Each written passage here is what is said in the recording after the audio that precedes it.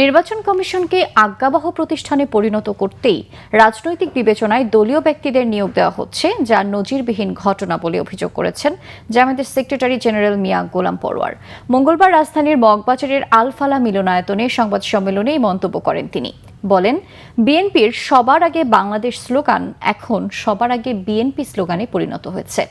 City corporation, জেলা পরিষদ সহ বিভিন্ন জায়গায় প্রশাসক নিয়োগ দেওয়ার পর এবার সরকারের গুরুত্বপূর্ণ প্রতিষ্ঠানে বিএনপি ও ছাত্র দলের নেতাদের নিয়োগ দিচ্ছে বিএনপি। তারই ধারাবাহিকতায় ইসিতেও দলীয় বিবেচনায় এক সচিবকে নিয়োগ দেওয়া হয়েছে বলেও অভিযোগ করেন তিনি। এ সময় এসব নিয়োগ বাতিলের দাবি জানান মিয়া গোলাম পরোয়ার। বিরোধী দলের মতামত ছাড়াই এককভাবে রাষ্ট্রপতি নির্বাচনের প্রস্তুতি নিচ্ছে বিএনপি, এমন অভিযোগ করে তিনি বলেন, রাষ্ট্রপতি নির্বাচনে বিরোধী দল তাদের প্রার্থী দেবে কিনা দলীয় ফোরামে আলোচনা করে তা সিদ্ধান্ত নেওয়া হবে। সামনে স্থানীয় সরকার নির্বাচন পরিচালনার অতিরিক্ত সচিবের কিন্তু ডাইরেক্ট ভূমিকা থাকে।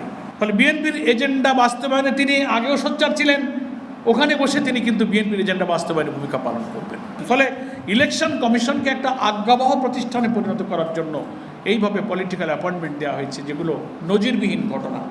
কি করে এই সরকারের পরিচালনায় এই ইলেকশন কমিশনের তত্ত্বাবধানে আগামী স্থানীয় সরকার নির্বাচনের যে কথা শোনা যাচ্ছে তা কি করে নিরপেক্ষ হতে পারে, গ্রহণযোগ্য হতে পারে, স্বচ্ছ হতে পারে।